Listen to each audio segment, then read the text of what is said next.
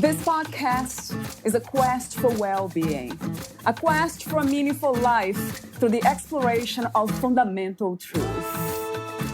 Enlightening ideas, insights on physical, mental, and spiritual health.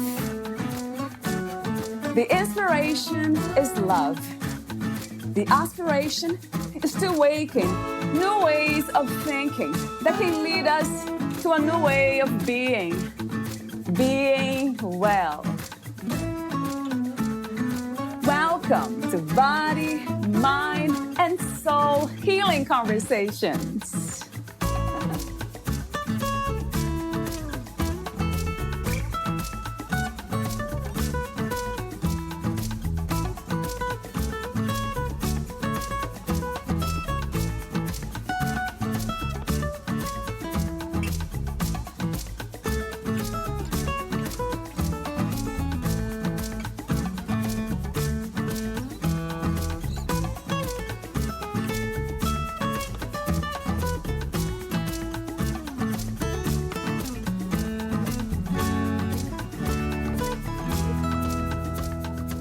The war on cancer was declared on December 23, 1971. On that day, President Richard Nixon signed into law the National Cancer Act, which allocated $1.5 billion for cancer research over the course of 3 years. Although the legislation never mentioned the word war, Nixon declared, "The same kind of concentrated effort that split the atom and took man to the moon should be turned toward conquering this dreaded disease." The public is craving natural solutions that are effective yet affordable. Nearly half of patients with cancer reported that they started taking dietary supplements after being given a diagnosis of cancer. And 58% of individuals who consume dietary supplements report they do so for the prevention or treatment of cancer. In 1951, Sylvie Beljanski's father, Mirko Beljanski, Ph.D., a biologist-biochemist, joined the famous Pasteur Institute in Paris, France. Convinced that there was value in a different approach to cancer, he started to entirely rethink the origin of the disease. As he tested his revolutionary theory, he went on to develop natural molecules able to selectively block cancerous cell multiplication without killing healthy cells. When he began to accumulate scientific evidence and publish his results, he ran into major opposition. The conventional oncology community ostracized him, despite the fact that his theories on cancer treatment were aimed at complementing chemotherapy and radiation, not replacing them. That did not prevent Francois Mitterrand, in 1992, then President of France, to turn to Beljanski's plant extracts during his battle with advanced prostate cancer. What happened next started off Sylvie Beljanski's own journey. Valeria interviews Sylvie Beljanski, the author of Winning the War on Cancer, the epic journey towards a natural cure. Sylvie Beljanski was born in New York City after her father, Mirko Beljanski, Ph.D., came to New York to pursue a 2-year fellowship with Nobel Prize winner Severo Ochoa, known for his DNA research on living cells. Raised and educated in Paris, she attended the Sorbonne, where she received her law degree and was admitted to the French bar. In 1996, Ms. Beljanski founded Natural Source International Limited, a company that brings together science and nature to create innovative natural/organic health and beauty products. These well-known products are now used around the world. In 1999, Ms. Beljanski founded the Beljanski Foundation, a registered nonprofit whose mission is to further Dr. Beljanski's research within a network of high-profile research institutions. Since then, she has been serving as vice president of the foundation, relentlessly spreading the word and educating the public about the effects of environmental toxins on our health.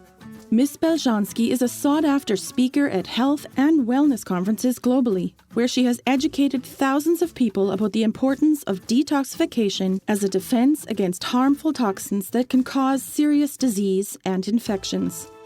She recommends the Beljanski approach to wellness as a practical means to avoid environmental toxins, remove them, and repair the cellular process. Here is the interview with Sylvie Beljanski.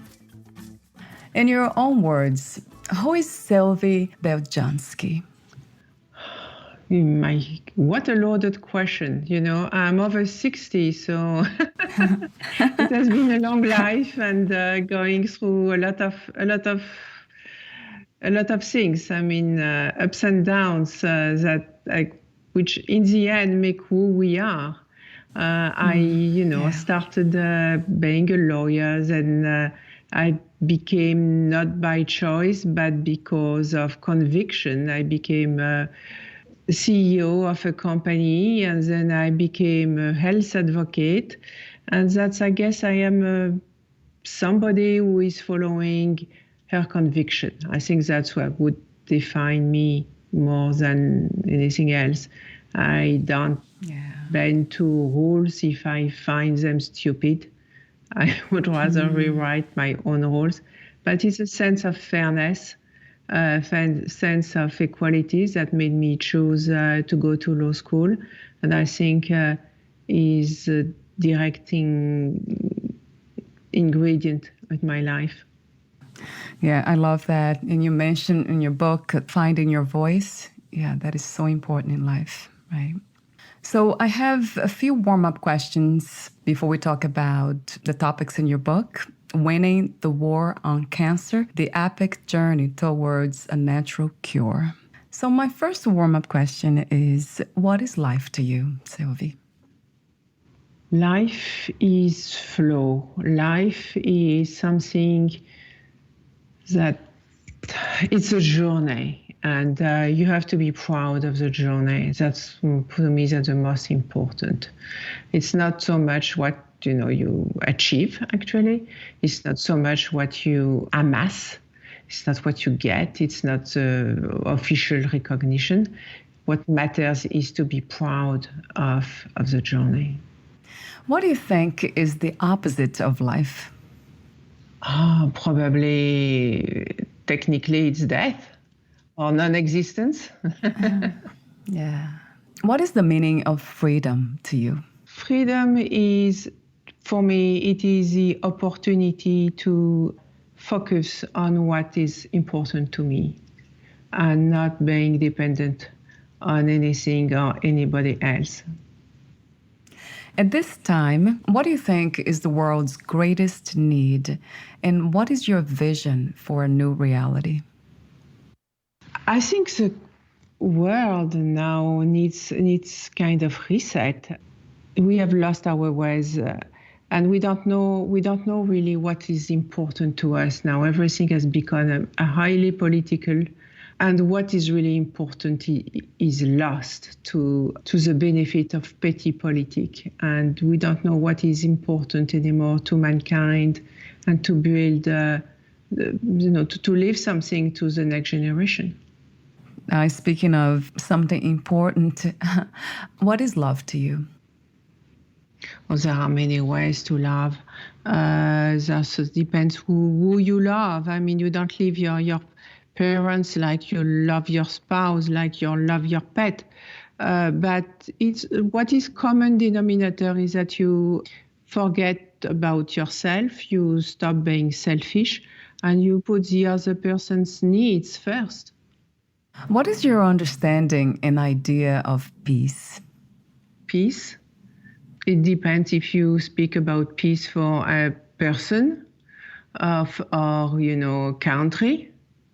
Peace is what allows us to also to focus on what is important. If we are at war, it's just a spiraling destruction of everything. You don't win any war. I mean, you are always losing. War is always lose-lose proposition. Yeah, so true. Although there's this idea that I read somewhere, I guess, that there's always someone who gains during war. Temporarily. Yeah, right. I agree. I absolutely agree, Sylvie. What, where, and who is God to you? God is something which is present to us at any time in a kind of subtle way, It's not something, that you go to church every Sunday. It's something that is more present in kind of grace that allows us to understand, know what is the right thing to do, find the strength that we need at some times to be gracious when it's difficult. That's a grace that comes to us, to be patient, to keep our dignity when we want to scream. I love that word, grace, right? A question connected to this idea of God. Do you see the difference between spirituality and religion? Yes. Spirituality to me is something more from the inside. I mean, it doesn't have to be organized. It's more something which is personal relationship with that grace or that master of the universe you question or you try to connect to through meditation. Religion is something much more organized. That's where, the church, the priest, the organizational things that start to be forbidden. Nice, so true. I have two more questions, the last warm-up questions. What do you think is the purpose of life itself? To make the world a better place. That leads to my next question. What do you think is the purpose and mission of your life? When I was a teenager, for an afternoon, I was invited by a girlfriend to go to her home and to we chit-chat. We were teenagers. And her mom was there. My little girlfriend told me, my mom is a storyteller. She can read cards and tell you your future. Are you interested? And I said, of course. I mean, I was curious. I was something 14, 15. And that lady told me, your purpose on this earth is to help your father. And at that time, I was shocked. And that's why I remember it. I was shocked because I felt, how can I help my father? I have no idea. I don't understand what he's doing. And it seems boring to me.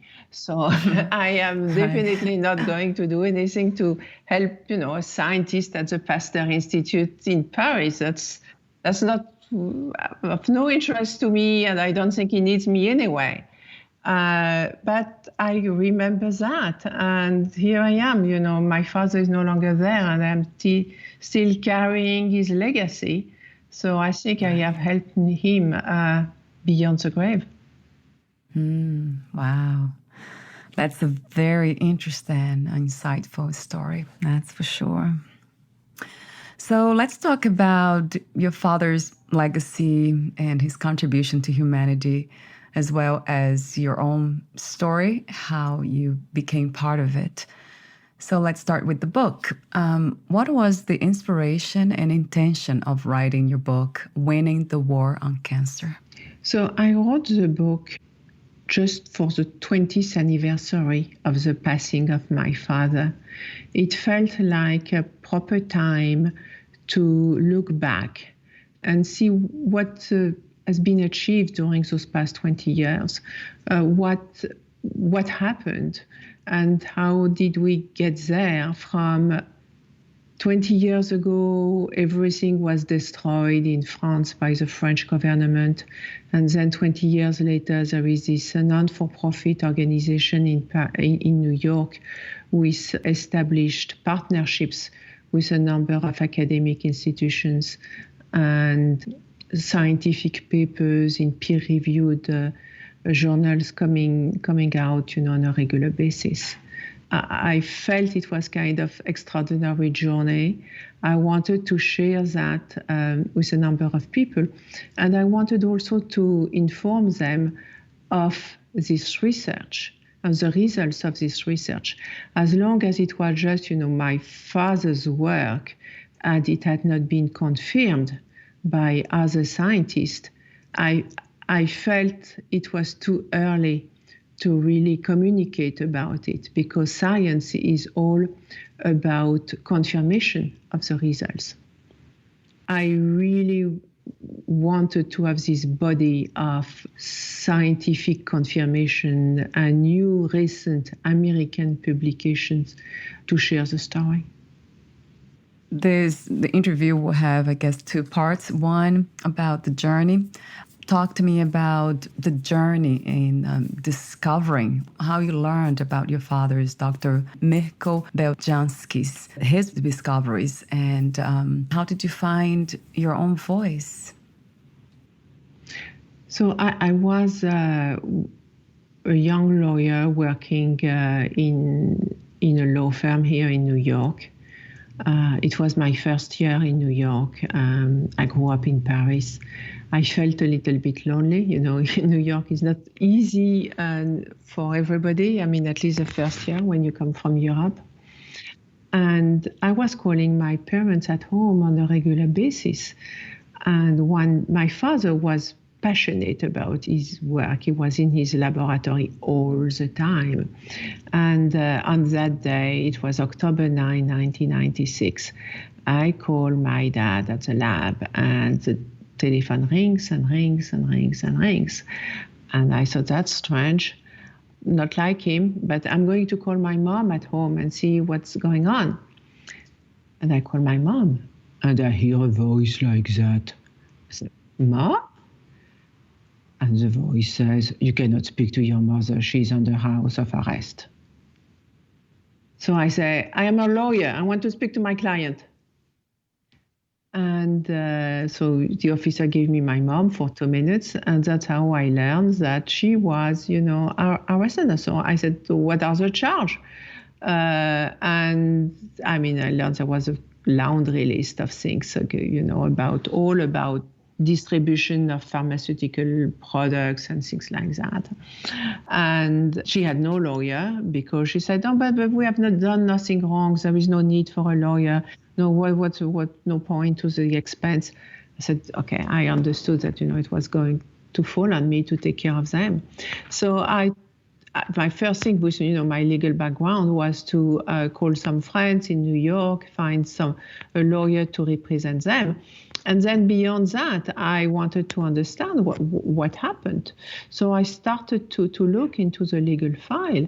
And what I found gave me, goosebumps because I realized it was not about justice. It was not about arresting people who had done something wrong. It was about suppressing a scientific discovery that was helping people with cancer because it was natural. And something natural, which is successful, has to be destroyed. That is amazing, isn't it, Sylvie? I know it has been some time now, so how did you gather this courage to do what you do and speak the way you speak? I have received so much love, support. So many people have put so much trust in me that I felt I could not fail them. I just could not disappoint them. I had to dare. I had to give it 150%. And they have helped me tremendously in so many ways, so many ways. So it has been a labor of love. It has been a team effort. And we were able to save a lot of this knowledge, bring it here, interest some scientists here, and then the rest was history. But much of the research of your father, it was saved, right? Most of it. Yes. We were. My mom has been working with my father for 50 years, so she has already a lot of knowledge. And then what happened is I was able to buy back my father's laboratory, and I received all the computers loaded with all the data. Wonderful. Speaking of God, and good. Yeah, absolutely. I know you mentioned in the book about the 3 promises. You promised your father 3 things. Yeah, so I promised him to continue with products and to continue with research. And I don't remember now what was the third one. Yes, the European Court of Human Rights. Yes, it's done. It was so outlandish. I mean, the case against my father was so outlandish, and they did not instruct it properly. They knew my father was very sick, and they didn't just let him die without giving him his day in court to give him a chance to clear his name. And we were able to take the case to the European Court of Human Rights, and we won an unanimous case in 2008, 2002, in Strasbourg, at the European Court of Human Rights, in the case Beljanski against France. Wow, that's wonderful. That's taken care of. Actually, everything, the promise is being carried. You've been doing the work. How wonderful. Talk to me a bit about the history on the war on cancer. The war on cancer, the title, I mean, it's about the famous National Cancer Act signed by Nixon in 1971. It started allowed a lot of federal dollars to be spent on the war on cancer. And the war was a kind of doomed from the beginning because it was actually about spending money on chemotherapy and making some pharmaceutical companies a little bit richer. It was not about helping people with prevention. There was absolutely nothing about understanding what makes people sick in the first place. I mean, why is there more and more cases of cancer? It was just about finding drugs that are genetically engineered so they can address some, little mutation of such gene.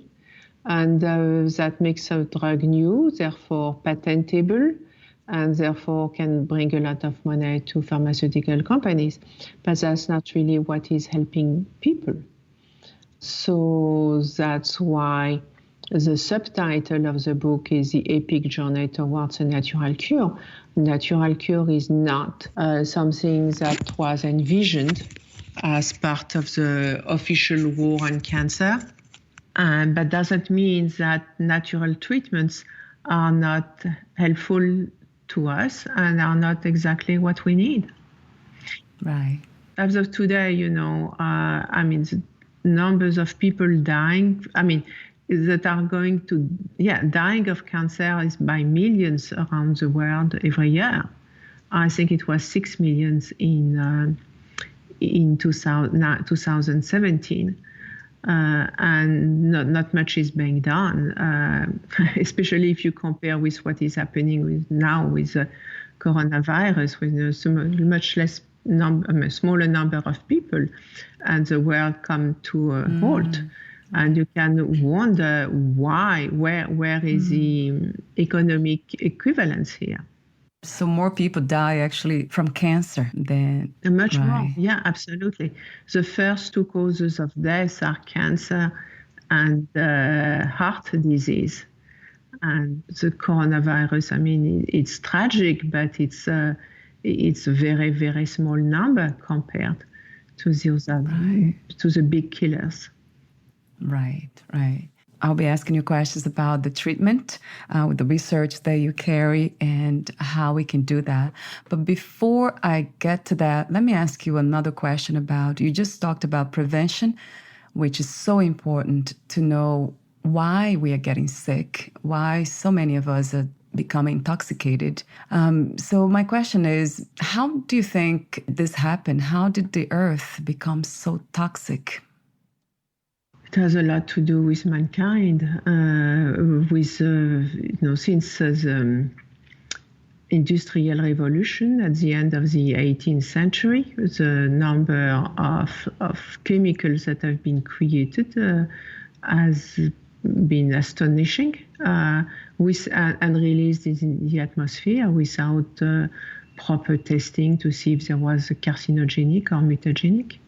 The number, if you look at processed foods, the pollution of the water, the pollution of the ocean with plastic, the heavy metals, everything. I mean, it's cause of pollution above cause of pollution. At the end, I mean, our DNA is so much destabilized by those pollutants that at some point it becomes cancerous.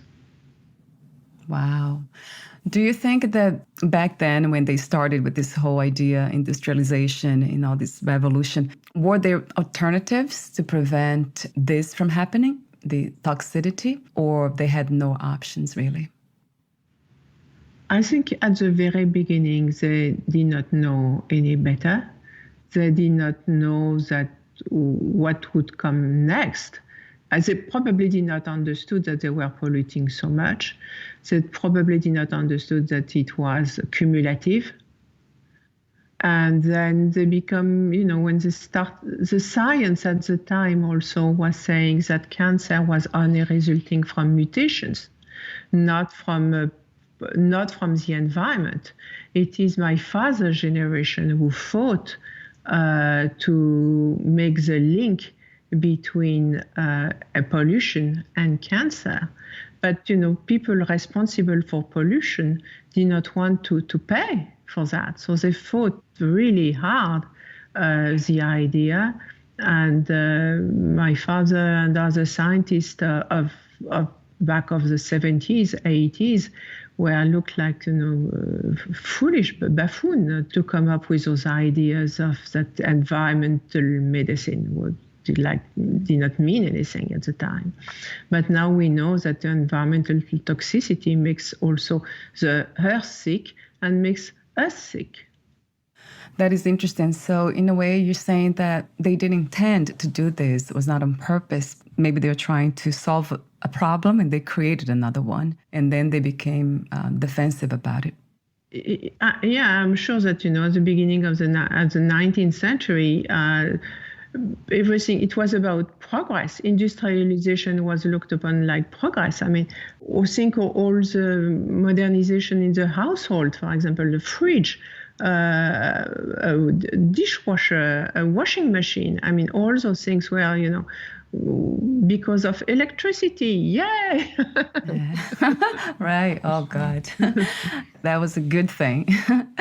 Everything was a good thing, looked upon like a good thing. And then planes and the possibility to reach another place, another continent in a matter of hours. Everything was new and exciting.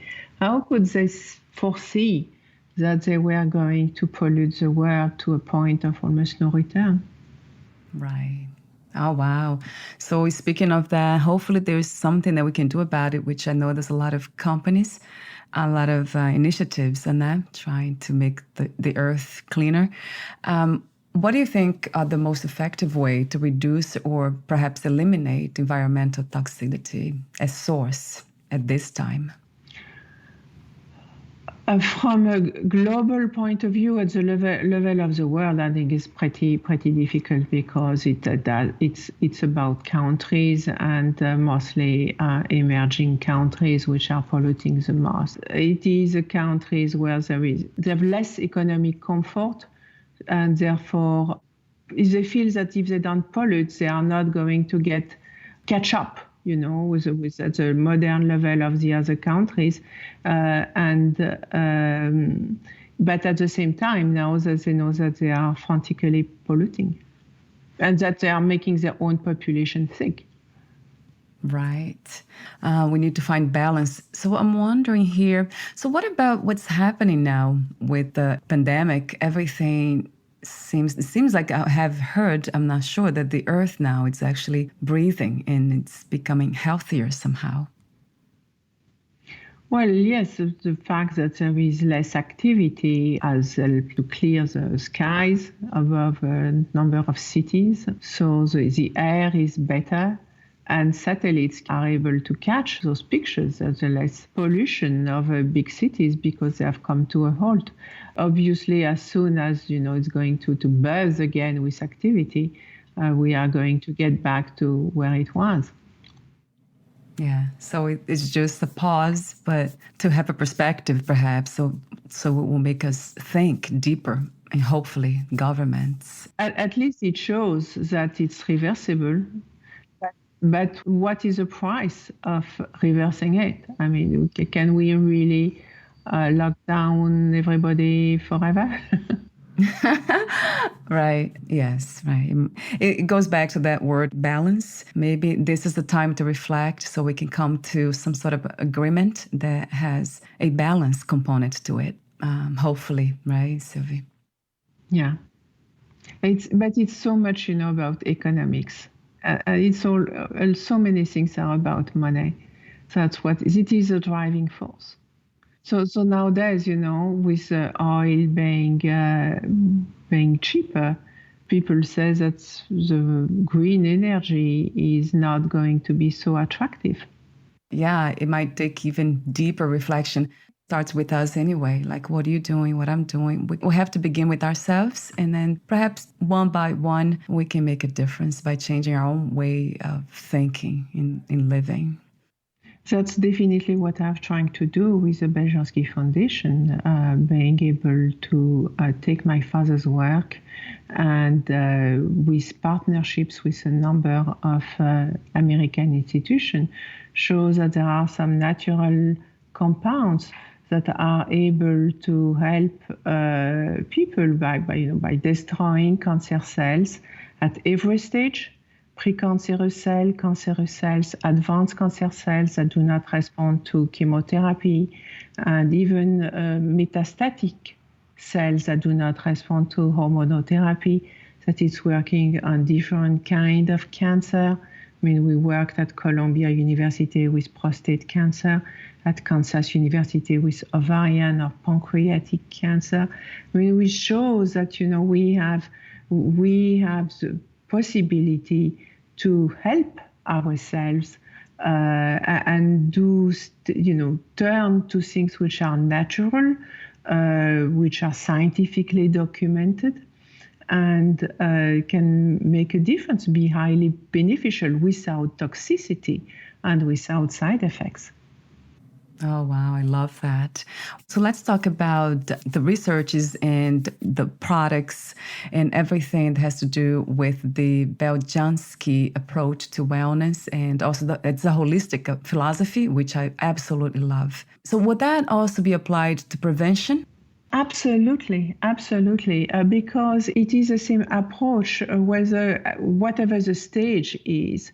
So we have seen, for example, that very often cancer starts with an inflammation.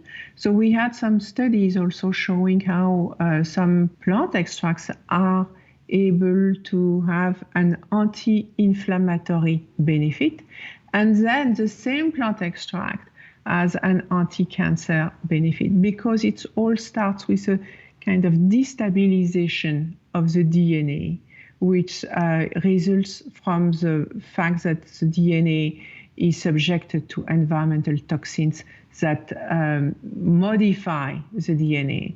Under the pressure of those toxins, the DNA is no longer nicely put together like a nice ellipse together, and it's the hydrogen bonds which are supposed to keep together the two strands of the DNA break, and that's when the DNA becomes cancerous. But it's a cumulative and progressive phenomenon. It doesn't happen overnight. So that it means that it empowers us. We have the possibility to be aware, to reduce the amount of toxicity that surrounds us and that we put in our bodies. We can, start detoxification. Right. And we can replenish our body with the proper natural vitamins. We can boost our immune system. And if that's not enough, those compounds are there to help us prevent selectively the duplication of the DNA of those cells which are, become modified. Wow. What a wonderful approach, because I love this idea of prevention. Obviously, it helps. Oh, yeah, that's one. I have lots of questions here, but the first one, I guess. So this is not to replace conventional medicine or treatment, cancer treatment, is it? We have seen people now for the past 50 years. I mean, so we have seen everything. We have seen people who would say, no, I don't want to take chemotherapy. I'm not going to put any poison in my body. I just want to take things natural, see an improvement. And the research explains how those plant extracts do kill cancer cells. But we have also documented that there is a synergy of action between the plant extracts and a number of chemotherapies.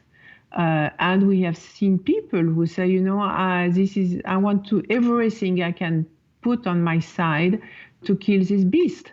So I'll take the plant extract, I'll take the chemotherapy. Some decide to speak about it with their doctor. Some have doctors who don't want to hear about anything, and they say whatever to their doctors. They don't say anything. But we have seen everything. At this point, do you know of any case that's working more than others? For example, the combination, or perhaps only the natural approach? It really depends of the people. And I keep saying, about disease, what are you learning from the disease? What made you sick? Did you find what made you sick in the first place? If you live in a toxic environment, if you are with, in a toxic relationship with people, I mean, this toxicity is going to stay with you. And it's not any treatment. You are not going to get better if you do not address the cause of the disease. So the little plant extract give you time. What do you make with this time? Yeah, that makes so much sense.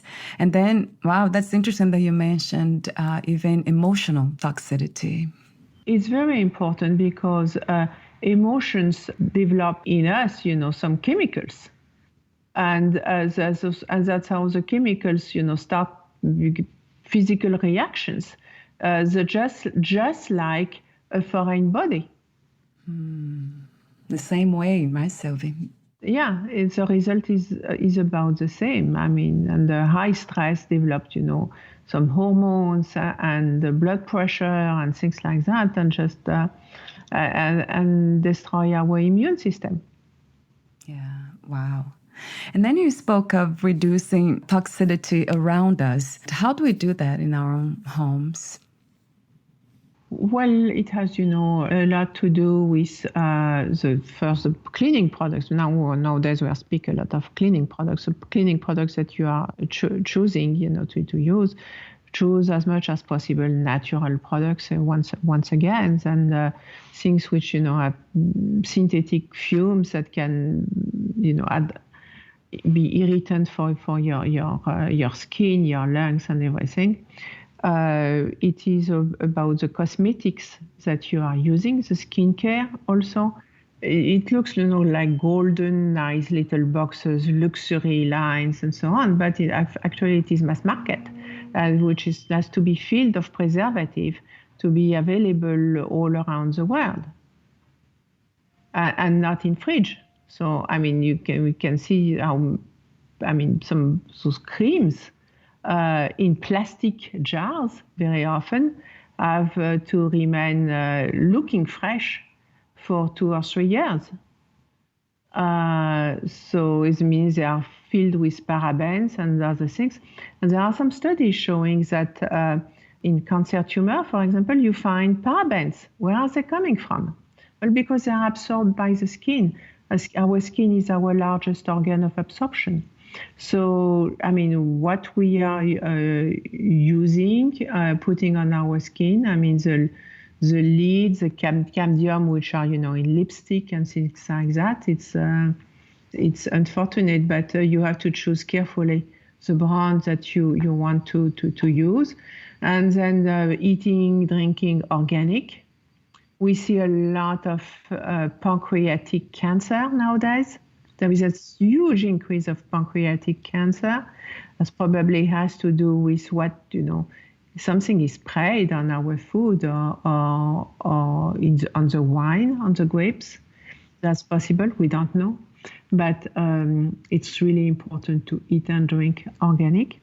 And it's important also to do some detoxification from time to time and to eliminate the heavy metals. Some people, are tired, feel sluggish and so on, and they never get tested for heavy metals. Oh, wow. Yeah, I know you talk in your book about detoxification. How is this kind of approach different from the other ones out there? I think juice is fine, but it's just the tip of the iceberg. It's not, putting some shakes in from time to time is good. I mean, it's going to fill you up with something healthy rather than a donut or something. Right. But, true. But that's not really a real detoxification, which once again has to address the emotions. So talk to me about your products. Well, we do carry, of course, plant extracts that stem from my father's research, and we try to have a line of products that help boost the immune system. We carry natural vitamins. There is a big difference between natural and synthetic vitamins. Bioavailability of natural products is like 30% more than the synthetic one. And the synthetic, if they are poorly absorbed, then you have to eliminate them. That's burden your liver. Another thing, Speaking of liver, you want to support your liver. You want to help your poor liver to eliminate as much as possible. So we do have that to help regenerate the liver. We have 2 products for that. We have also something to help eliminate the heavy metals naturally, to grab the heavy metals for the liver to expel the heavy metals, grab them and eliminate them, because if it's not properly eliminated, it's going to be recycled again and makes the liver even more tired. We have some green juice also on the way, and we have a tea. Recently, a green tea that comes from actually the year I was writing my book at the time, when I received big box of papers coming from France. And at the time of my father's laboratory was destroyed by a SWAT team. They took as much things as they could to carry away. But what they could not take with them, too much to fill up the truck, was left scattered on the floor. So a few days later, my father's assistant came to the laboratory to put some order to the home, and she really, at her feet, she sees some paper with my father's handwriting. So she takes a box and she tries to salvage whatever she can. But what to do with the box? So the box is put in a garage, and it stays there for, in that warehouse for 20 years. As 20 years later, they decide to have enough to pay for the warehouse. And they find the box and they decide to send it to me. And I open it, and then I find this my father's handwriting. It's kind of, message I received 20 years after his passing. Wow, that is amazing. Yeah. And there was a list of teas that he had tested.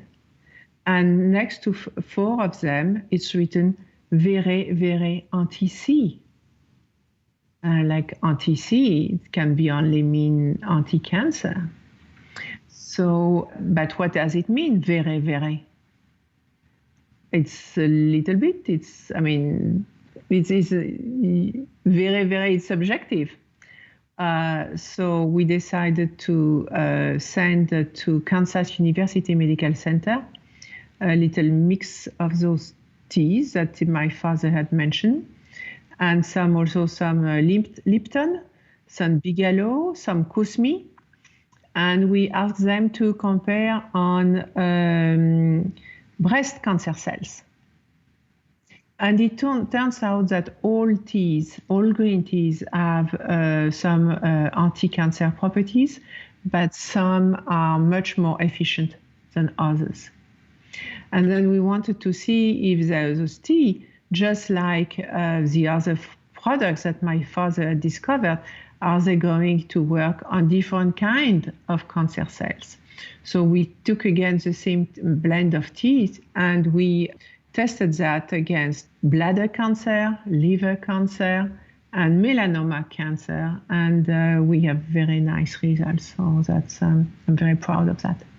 Wow. Yeah, that's an incredible discovery. And green tea, it is known for antioxidants and to help with cancer. It's interesting. A lot of these natural medicine, that's actually food, what we have every day. We just, by making better choices, we can be healthier and prevent actually so many diseases. Absolutely, food. The problem with food, if we are only relying on food, is that, the soil is so depleted nowadays. That the food, the vegetables don't have all the vitamins and nutrients they used to give us. So they are not enough now to keep us healthy. That's true. And that's why I take supplements. Your products, are they affordable to everyone? Could anyone buy them? Well, our products are not cheap, like, things that Joanne Reed or things like that. No. It's very small batches. A lot of quality control for small batches, so there is no economy of scale. We do not buy ready-made extracts made in China. We are making our own extractions with all the quality control that goes with it. We are investing a lot in research. So no, we are not competitive compared to other supplements available on the market. But what we are also is very unique. So, it's not very expensive compared to drugs. It's much cheaper than drugs, but it is, let's say, in the high category for the supplements. Yeah, no, that makes sense, Sylvie. I believe that something which is even cheap is always too expensive if it's not effective. Yes, yeah, absolutely. And I believe that 100%. Maybe one day you'll be able to produce in mass quantities, so we'll lower the price and then it can be more accessible to everyone. You are from Brazil, so one of the plant extract is coming from South America. It's called Pau Pereira. Right. And as you know, it's coming from the Amazon. The Amazon, unfortunately, is shrinking. The trees, you don't have to cut them to collect the bark of the tree. It's able to, it's sustainable. The trees are able to grow back their bark. But the Amazon is endangered, so you cannot imagine that the quantity of Pau Pereira is going to magically increase by itself. No, it's getting actually more and more difficult over the years to source raw material. Wow. Yes, that's true. That's another reality, right? Yeah, that is true. So I guess we can end with the intention, the beautiful intention that you have to help others from your heart and trying to help humanity somehow. My father has been able to make a difference with people that surrounded him during his life, and I am blessed to be able to do the same thing for the past 20 years. Yeah, beautiful work. Thank you. Thank you. Obrigado. Yeah. Would you like to add anything, Sylvie, before I ask you my final questions? I have 3 questions for you, final ones. Well, I want to thank you. And if anybody wants to learn more about this line of research, what we are doing, please reach out to the Beljanski Foundation at beljanski.org, beljanski.org. And we will get back to you. We will answer any question you might have, either about your health or about the research that we are conducting. And we try to have events also for now. I mean, the events are a little bit, we are going to go look into virtual events, but we are very big on education and sharing this wealth of knowledge. Right. Wonderful. I'll have that link verbally, we'll mention, and also on our website. Thank you. So my last 3 questions about life in general. What is another word for healing? Soothing. Yeah, yes. If you knew you would die soon, meaning leaving the body, would you make any changes in your life or do anything differently? Absolutely not. I love that answer. And what are 3 things about life you know for sure as of today? That it is short, that we are going to be okay. And what matters the most is what you give. Yeah, yes. Thank you so much for your presence and your wisdom. Thank you. Thank you so much, Valeria. Bye for now. Thank you for listening. To learn more about Sylvie Beljanski, please visit her website, thebeljanskiblog.com. To learn more about this podcast, please visit fitforjoy.org/podcast. I want to thank the Patreon members, Lawrence McGrath, Mark Basden, Terry Clayton, and Aidan Vickrock. Thank you again for listening, and bye for now.